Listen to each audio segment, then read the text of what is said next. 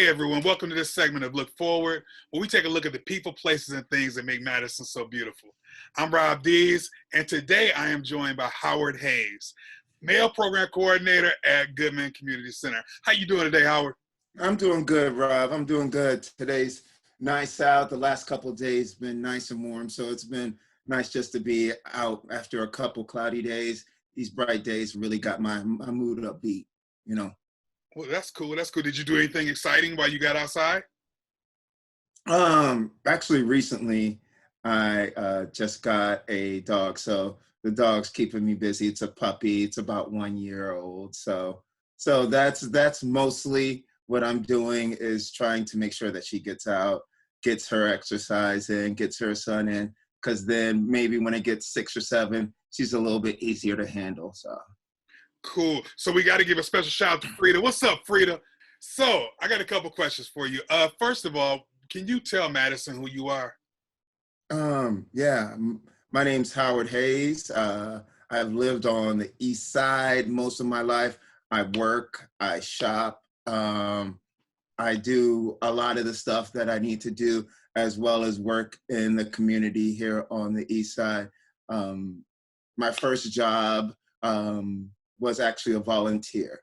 And I went to Goodman as a volunteer with the idea of just passing time, trying to find, I think a lot of people do that, where they go, hey, let me volunteer, see what it's like to work with kids. I was fresh off the bus here from Georgia. I moved from Georgia to Chicago to here, and I really wanted to get involved in this community, whether it was long-term or short-term. And I think a good way to start was to volunteer. So I volunteered in a kindergarten classroom, which gave me a lot of opportunity just to learn childhood development at a really young age. From there, I worked 3 days a week. Then I worked 5 days a week. Then I ended up being full-time. And actually, by the time I stopped working with elementary schoolers, I was working with the 5th graders. So I was basically trying to move up. So I have a good or a better idea of how to work with kids developmentally first, before I start to think of how to create good programming, how to create support systems, how to really develop their emotional, their social growth. I really wanted to work on the basics, which was their development. From there, I ended up, over the last 5 years, working with middle school, specifically middle school boys, in a group in order to kind of find a parallel for Girls Inc., which is a national program, I think nationally known. And so to kind of have something that would have the same support for boys, but just like I said, more gender specific. So that's what I've been doing over the last 5 years, is kind of hopefully trying to develop what that program would look like, and then move forward from there. Cool, man. Cool. So with that being said, can you tell us about some of the current projects that you work with, like, how things have maybe changed during the pandemic? How's your programming looking?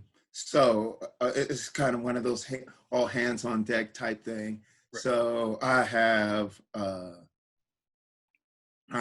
worked in the food pantry, passing out food to participants who need meals. I have actually we've created a couple partnerships with a couple of restaurants here in town, and they've gotten grants that hopefully, subsidize some of their employees by making meals for local food pantries. And so we're able to actually give them meals that they can have, for the week to cook. And on top of that, we give them a meal for the day. So, necessarily they don't have to leave here, go straight home and have to find something to eat. So I like that, because that's both teaching someone how to fish and giving them the meal at the same time. So I really like doing that. One of the things that that I'm also doing is I'm still doing my boys group, but virtually it looks a little bit different. Um, I think young men are a lot more likely to express themselves openly when they're in a room. This virtual thing, just as much as it's new to you and me, it's new to them. So Right. sometimes they see themselves on the camera and like, you know, the self-consciousness bubbles up and they kind of go, I don't know what to say, or they come online and the video's off, you know. And so, you know, you'll be talking to them and you'll be going back and forth. So what we've done is we've given them the option of going on with the video off. But what we've done, the main adjustment that we've made is we have a couple of them with their video on that we're interviewing almost. Right. So so perfect example. This week, we have a group of high school seniors who just graduated 2020. And I think it gives the middle schoolers an idea of what it's like to be them. On top of that, those middle schoolers, earlier this year, Goodman funded a trip for them to go to Puerto Rico. So they saw the conversation of the dialogue that happened before they went to Puerto Rico. Now that they get back, they get an idea of what it's like for them to go to Puerto Rico, come back. Plus, they're kids that I really enjoy being around. They're kids that are in the Black Jazz Ensemble at East, and so I think we'll have a lot of conversation around music, around when they were there and they were 8 years old, you know, all the way up to what it's like to be a senior now, or to be a graduating senior now at East, and what the pandemic looks like for them, as well as their futures. So my next question, speaking of inspiration, can you tell us about a person, a place, or a thing that is inspiring you right now? That's a good question. Yes, first of all, I'm always inspired by the youth and some of the things that they do and they say. But as of right now, because of the pandemic, I'm spending a lot of time with my partner, and so to see how hard she works and how much time she's putting in, because as of right now, because of the pandemic, she's unemployed and she's using it as an opportunity to really support her clientele more, to support the folks that she really cares for.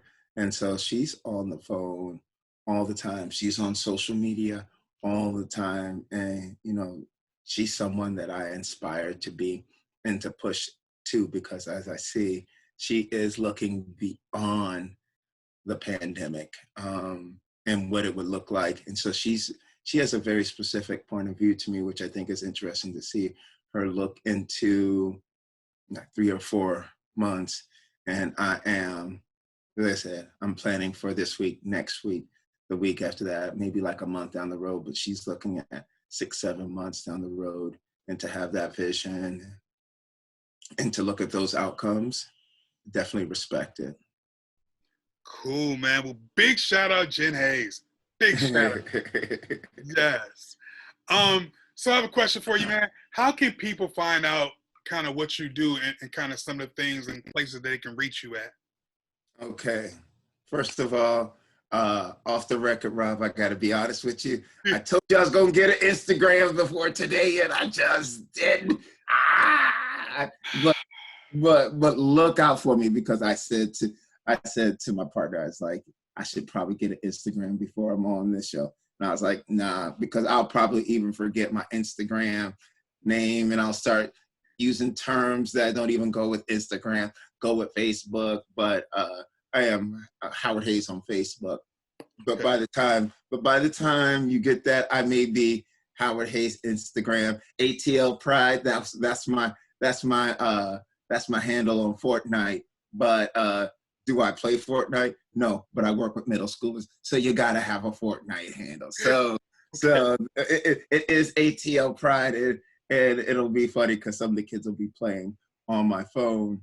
We'll be playing Fortnite, and someone will be like text me and be like, "Yo, you were playing earlier. Yo, you gotten dope." And I was like, wasn't me. Still wasn't me. So, but yeah, Facebook would be the best way to message me and get more information on if you are looking for support or B looking to be more part of the solutions. I can definitely help you, hopefully in your community, find spaces where you can contribute. Well, yo, I'd like to thank Howard for joining us today. That wraps up this segment of Look Forward. Make sure you go to our website at lookforwardmadison.org. You can also go to both our Facebook and Instagram pages at Look Forward Madison, and catch us on Twitter at Look Forward MSN. Until next time, Madison, keep looking forward.